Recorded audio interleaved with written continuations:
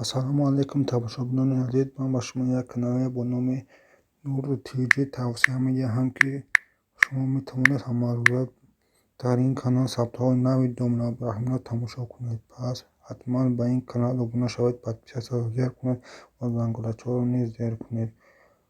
Силкаи ин канал дар таги видео дар описание ва дар комментария закрепит карда шудааст.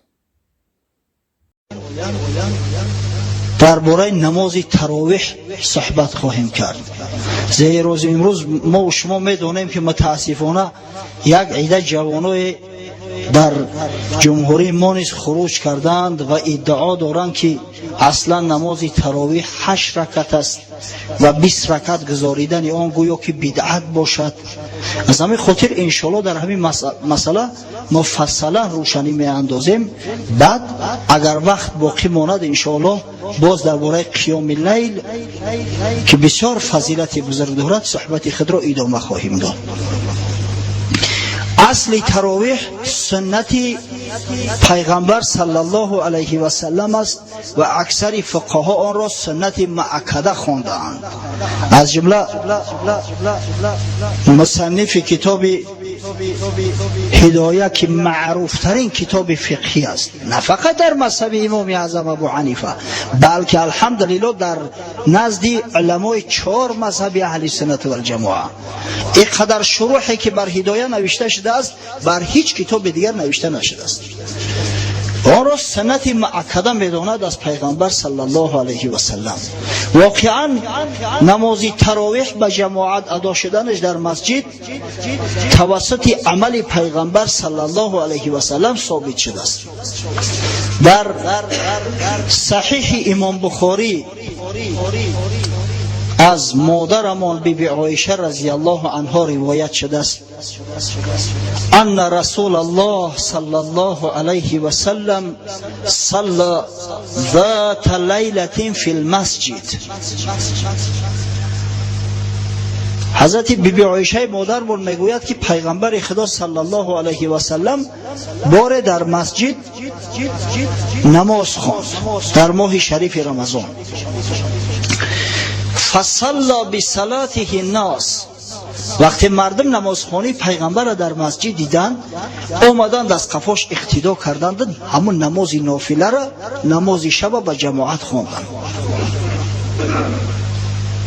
ثم صلى من القابله فكثر الناس.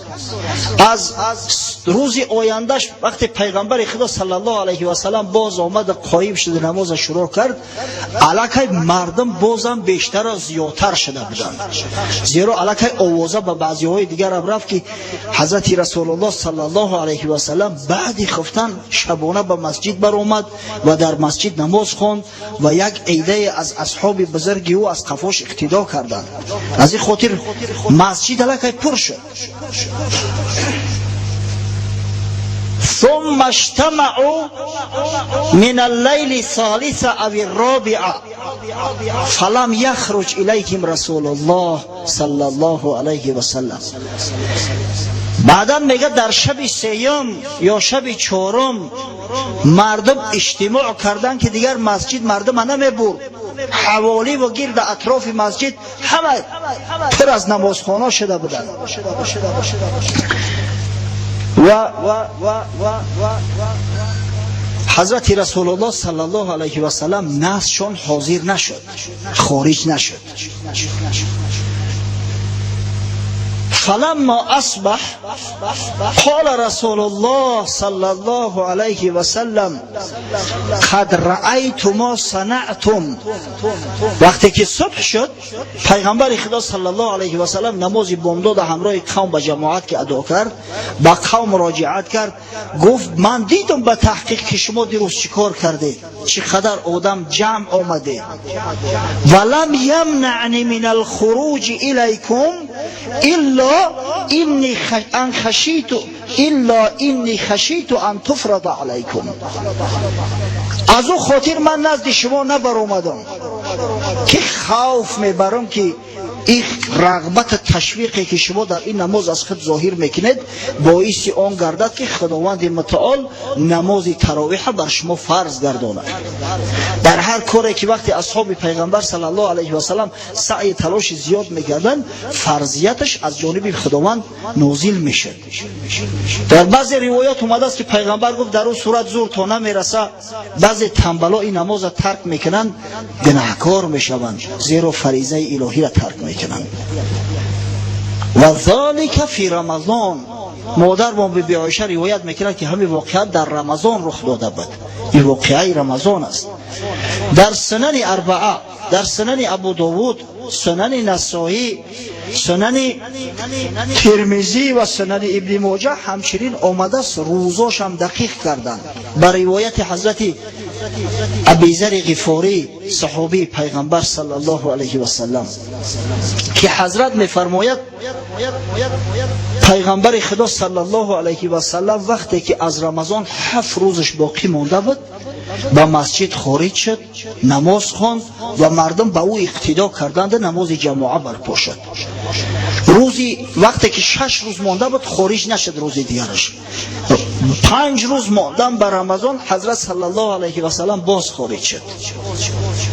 مردم از قفاش اقتدا کردن، الک شماره مردم خیلی زیاد شده بود و نهایت و حتی حضرت ابوذر غفاری میگه که بار اول تا 3 شب نماز خواند، بار دوم رسول الله صلی الله علیه و سلم تا نصف شب تا شطر شب نماز خواند و 3 روز ماندن به رمضان حضرت برآمد، مردم از قفاش اقتدا کردن، چنان قرائتی دراز کرد پیغمبر خدا صلی الله علیه و سلم که ما خوف داشتیم که همین سحور دریاب نمیکنیم، از طریق را محروم میشویم.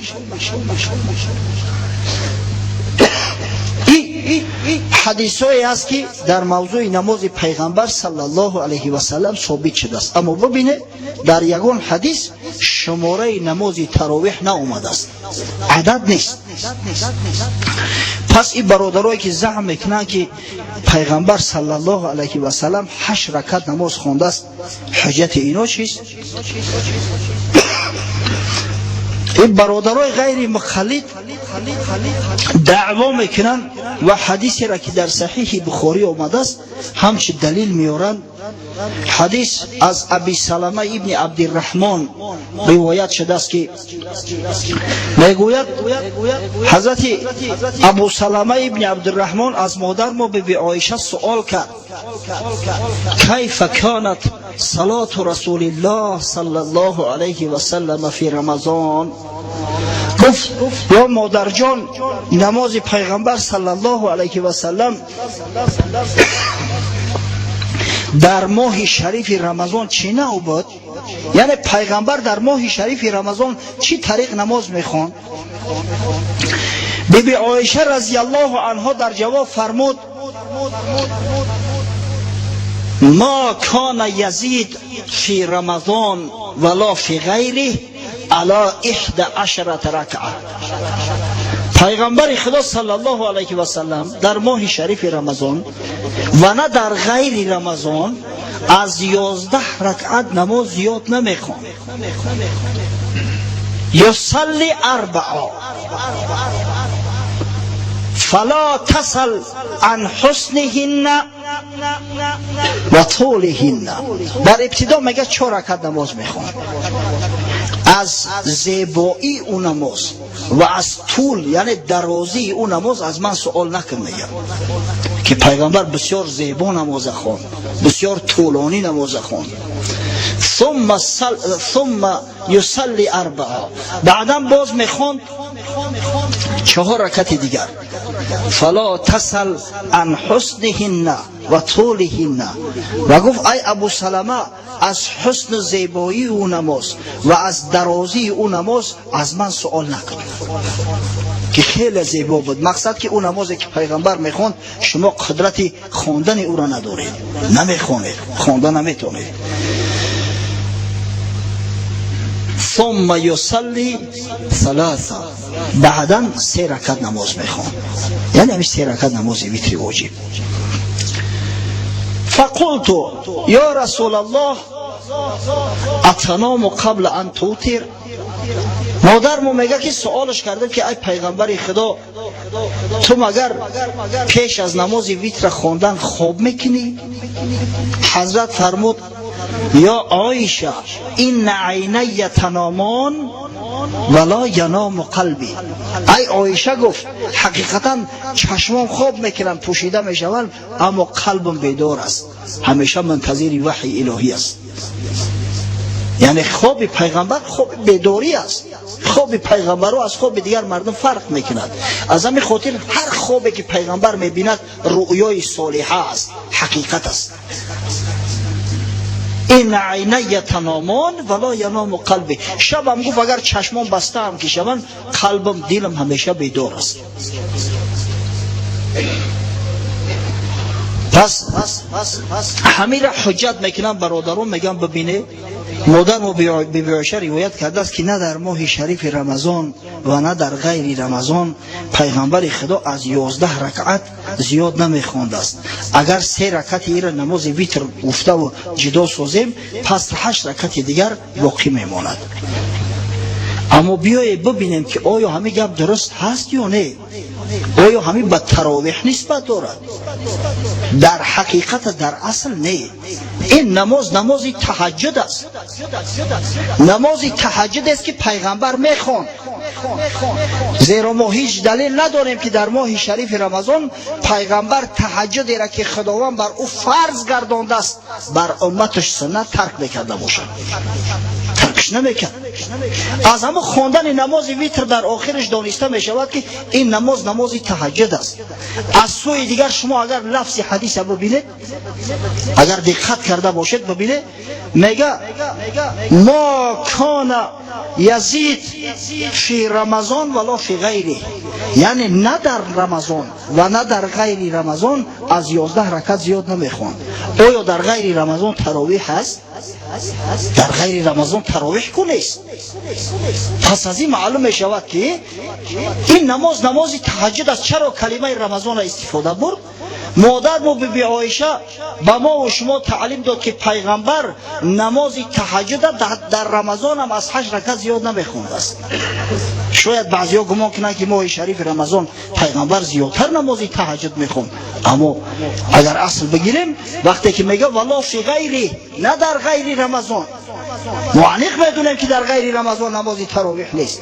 پس از این معلوم میگرده که در اینجا سخن درباره نماز تهجد میرود، درباره نماز تراویح نمیرود. آیا ما یگان حجت داریم که پیغمبر صلی الله علیه و سلم نماز تراویح 20 رکعت خوانده باشد؟ امام بیهقی یک کتاب بزرگ دارد با نام معرفت السنن والآثار. معرفت السنن والآثار. در همونجا یک حدیثی را روایت میکند از حضرت عبدالله ابن عباس. ببخشید این حدیث امام بیهقی نه، ببخشید این ابوبکر ابن ابی شیبه در مصنفش آورده است. قول اساسی از بس که لفظ از ابوبکر ابن ابی شیبه میگیم، بیهقی را میره تایید کرده است، اما متن اساسی از ابوبکر ابن ابی شیبه است.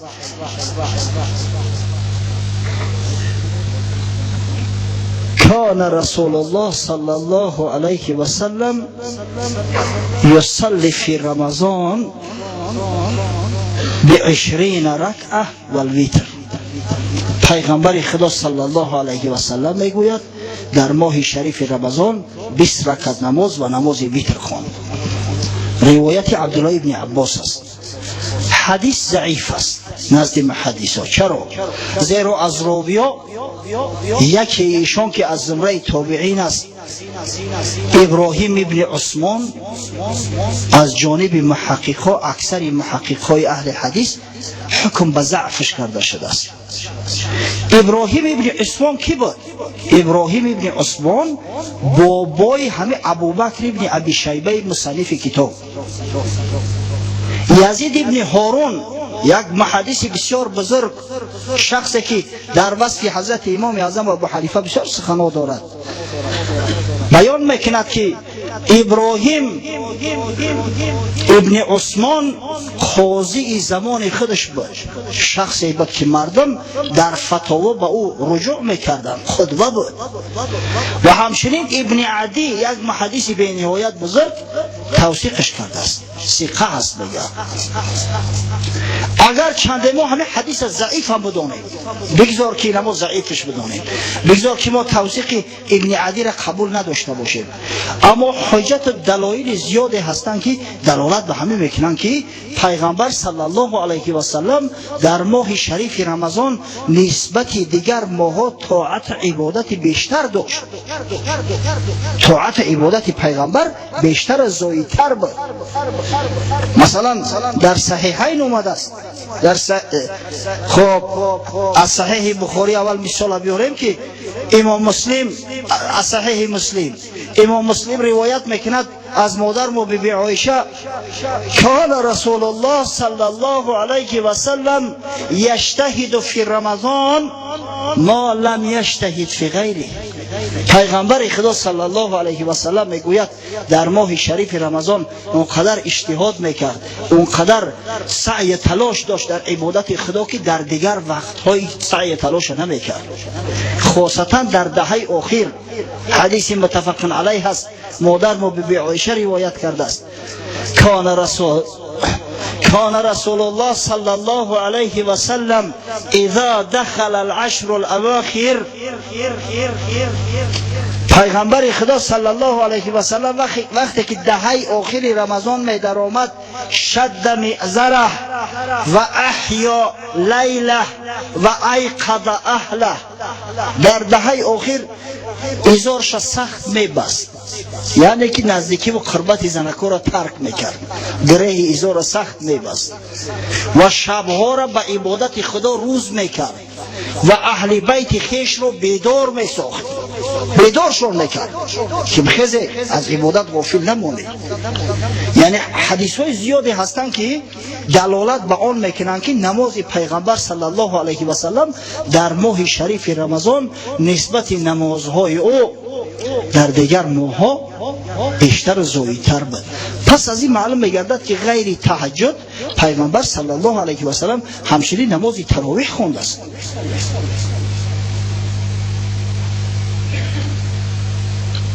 دلیل اساسی بر آن که یک جمعیت شد در مسجد، همه مردم یک نماز خواندن و این نماز مقدار 20 روز ادامه یافت، بازم در همین صحیح بخاری واقع شده است در زمان خلافت حضرت عمر ابن خطاب.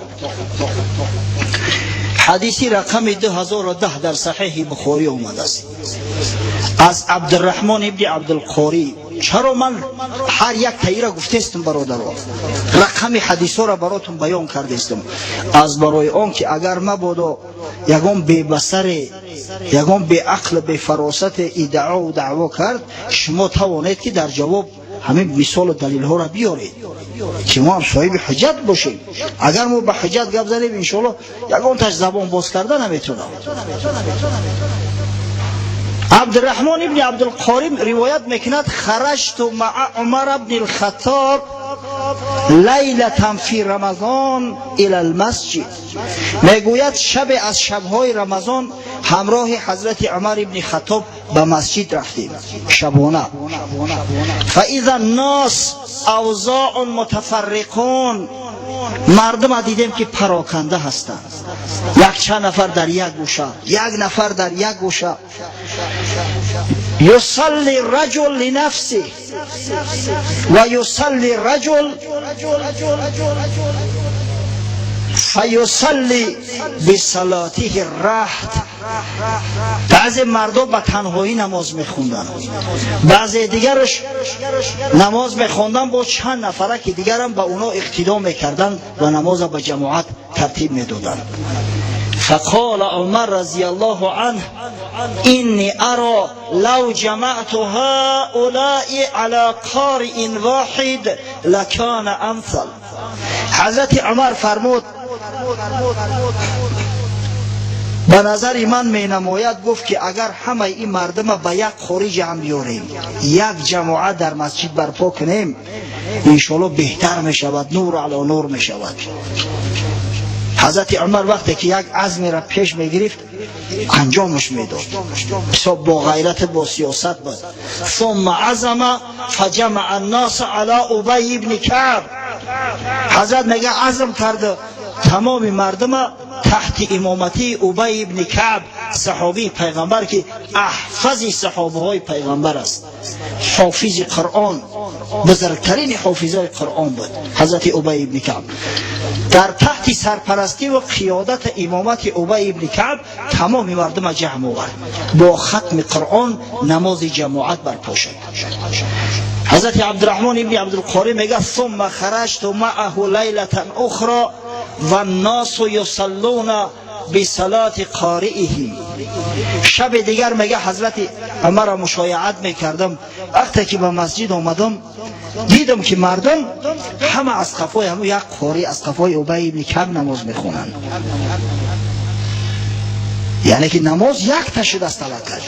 حضرت عمر نگاه کرد گفت نعم البدعة هذه، چی بدعت خوب است. امروز مردم ما را از کلمه بدعت ترسان کردیم، لفظ بدعت میگوی لرزش رو میگیرن.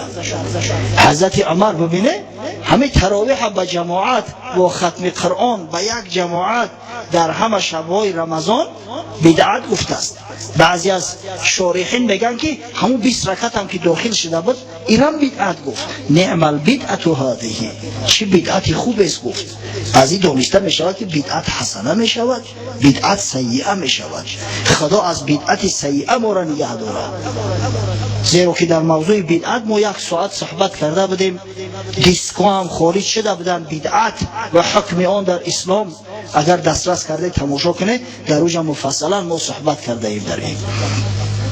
بعدا حضرت گفت والتی ینامون افضل من التی یقومون، اما آن حصه شب که این مردم بیدار خواب میکنن بهتر است از او حصه که بیدارن. یعنی که مردم اول شب بیدار میستند، در صورتی که از اول شب دیده آخر شب افضل است. حضرت عمر گفت زیرا آخر شب تمام دروازهای آسمان باز هستند. ینادی منادین، ندای منادی می آید یا طالب الخیر هلم، ای طلب کننده کار خیر شتاب کن، و یا طالب شر امسک، و ای طلب کننده کار بد نفس خود نگه دار. زیرا در قسمت آخر شب رحمت خدا و مغفرت خدا به سوی آسمان دنیا نزول میکند. اما آیا ما میتوانیم که نماز تراویح تأخیر کنیم؟ بعدا مثلا در ساعت 3 شب یا 4 شب همین کار جور سازیم؟ نه، نمیتوانیم. چرا؟ زیرا که سنت اصحاب پیغمبر، خاصتا سنت خلفای راشد برای ما سنت است. این احمقایی که میگن عمر خطا کرد، اینا احمق هم واقعا. پیغمبر خدا فرموده است علیکم بسنتی و سنت الخلفاء راشدین المهدیین عزوا علیها بالنواجذ، بر شما با سنت من و سنت خلفای راشد من، همون 4 خلیفه راشده که بعد پیغمبر آمدن، با نواجذ، با دندانهای خود چنگ بزنید، سخت بگیرش مستحکم، ترک نکنید. پس این سنت خلفای راشد پیغمبر ما هست. از این خاطر در ابتدای شب همون نماز خواندن هم سنت است. از حضرت امام احمد سوال کردن که خوب نیست گفتن یا امام که اول شب ترک کنی در آخر شب نماز تراویح بخونی؟ گفت من مگر دیوانه هستم که سنت حضرت عمر را ترک میکنم؟ هرگز. پس 20 رکعت نماز خواندن برادرای عزیز، اگر چند به حدیث صحیح از پیغمبر ثابت نباشه، گفتیم که چند یک حدیثی هست در اسنادش ضعف است و دیگر حدیث ها هستند صراحتا نیستند، دلالتا هستند، اما در زمان حضرت عمر به صراحت ثابت شده است که نماز 20 رکعت بود. امام بیهقی در کتاب معرفت السنه والآثار از صائب ابن یزید روایت میکند كنا نقوم من زمن عمر بن الخطاب ب20 ركعة والوتر. از زمان حضرت عمر ابن خطاب ما میگه 20 رکعت نماز خواندن و نماز ویتر در او خوش کرده به جماعت خواندن شروع کردیم. همچنین در مصنف ابن ابی شیبه با روایات صحیح اومده است، همه مرسل صحیح هستند، مرسل قوی. حدیث مرسل نزد ما اگر به شرط قوی باشه مقبول است، با او حجت گذاری میکنیم، محتج بهی است. که در زمان خلافت حضرت عثمان این واقعه با وقوع پیوسته بود، یعنی 20 رکعت میخوندن. در زمان خلافت حضرت علی این کار انجام میافت. و در کتاب فتاوای دارالعلوم دیوبند سوال کردن که نماز تراویح 20 رکعت خواندن خوب است یا 8 رکعت؟ میگه 20 رکعت خواندن سنت است. قول فتاوای عالمگیری و قول رد المحتار آورده است که این سنت است در شرق غربی تمام عالم اسلام علیه الاجماع. بر این میگه اجماع امت اسلامی است، شرقا و غربا، خواه طرف شرق شد بگیریم خواه مملکت های طرف غرب. و این بدعت و این دعواهایی که نماز تراویح میگه 8 رکعت است، همگی 100 سال پیش واقع شده. اگر کتاب فتاوا در ابتدای عصر 20 نوشته شده باشد، فتاوای دارالعلوم دیوبند، پس در ابتدای عصر 19 همین کار واقع شد. میگه که یک عده دعواگر برو آمدند و ادعا کردن که نماز تراویح اگر 8 رکعت خوندی کفایه میکنه. نه، هر کسی 8 رکعت خوند ترک سنت پیغمبر میکنه. از این گذشته ترک ختم قرآن میکند که سنت دیگر است. وقتی تو 8 رکعت خوندی در یک روز اگر یک پاره قرآن بگذرونن تو از 5 2 حصه شو میخونی، از 5 2 حصه یک پاره را از کجا از تا ختم قرآن واقع میشود. از همین خاطر برادرای عزیز عقلتون کار بفرمایید. این سنت پیغمبر ما است، سنت خلفای راشد است با 20 رکعت نماز خواندن. ببینید در تمام عالم اسلام 20 رکعت نماز میخوانند. حتی در سعودی که اصلا اونا غیر مقلد هستند، خود مقلد هیچ مذهب نمیدونند، با قول امروزه از همه گروه سلفیه هستند، نماز تراویح خواه در مسجد حرم مکه باشد، خواه در حرم مدینه باشد، خواه در ریاض دیگر شهرهاش باشد، در همه موضوع 20 رکعت ادا می شود. ترابلیست که انتین زیاد است، یک بگیری ببینه چه رقم است. یک برادر دیروز سوال کرد، دیروز تلفن کرد، شبهه داخته که میگه ابی ابن کعب 20 رکعت نماز نخونده است. چی دلیل است که ابی ابن کعب 20 رکعت نماز خونده است؟ گفتم آخی دادر تو کودک هستی، تو عقل فراست نداری. همون کتابای را من میگم تو شاید نامش شنیدگی نیستی، اما به همون ابلهایی که تقلیدشون میکنی برسان. که در مصنف ابن ابی شیبه حدیث رقم 7766 آمده است از عبدالعزیز ابن رفیع کان ابی ابن کعب یصلی بالناس فی رمضان بالمدینه 20 رکعتا و یوتر بثلاث. حضرت ابی ابن کعب در ماه شریف رمضان در مدینه منوره در مسجد نبوی با مردم 20 رکعت نماز تراویح میخوند و 3 رکعت نماز وتر واجب، همچنانه که ما میخونیم. پس این سنت پیغمبر و سنت اصحاب گرامی پیغمبر صلی الله علیه و سلم، سنت خلفای راشد است. عز علیها بالنواجذ. و پیغمبر ما را توصیه کرده است که با چنگال و با دندانهای خود از این دور زینهار ترک نکنید و بادا یگون مخالف در میان شما فتنه بر نانگیزد. پس همین را برادرای عزیز در گوشتان حلقه کنید. و ببینید در دهه اخیر که الحمدلله در اومد، پیغمبر صلی الله علیه و سلم طاعت عبادت بیشتر میکرد، اعتکاف میشید. الحمدلله در مسجد ما یک چند روز است که اعتکاف میشینند.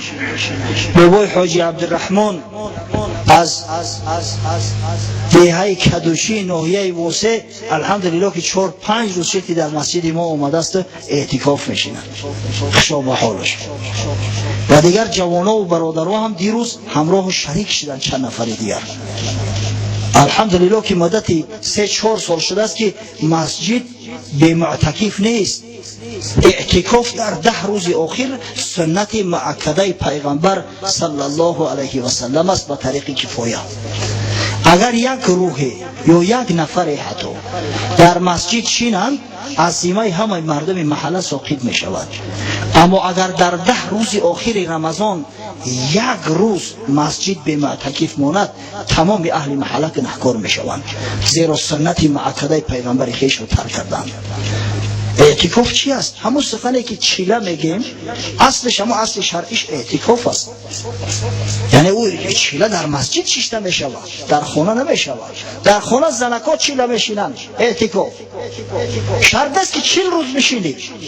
حد اقل اعتکاف به قول اصح 1 روز است.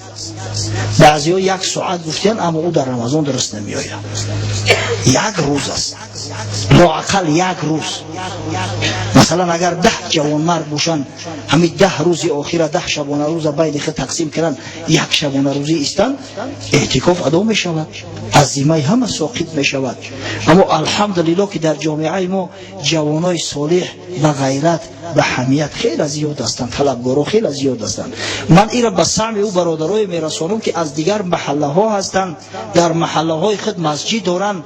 متاسفانه در بسیاری مساجد جمهوری اعتکاف رعایت نمی شود. همین در یاد داشته باشید که این سنت مؤکده پیغمبر است صلی الله علیه و سلم. پس در 10 روز آخر کوشش کنید همون کسایی که در معتکف هستند در اعتکاف بشینند، هم کسایی در خانه هستند که اکثر شب بیدار باشید. شب قدر 100% انیق نشد است که شب 27 است. پیغمبر گفت تحروا لیلة القدر فی العشر الاواخر من رمضان. شب قدر در 10 روز آخر رمضان جستجو کنید، تحرا کنید. پس شروع می شود از همین شبا شروع کنید. الکه کوشش کنید که اکثر شبها را به قیام و به طاعت عبادت خداوند گذرانید. اهل بیتون را بیدار کنید.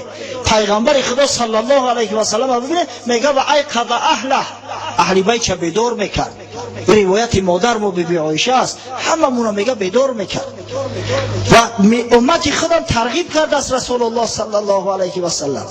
حضرت میفرماید رحم الله رجلا قام من اللیل فصلى و ایقظ امرأته فان ابت نزح فی وجهها الماء.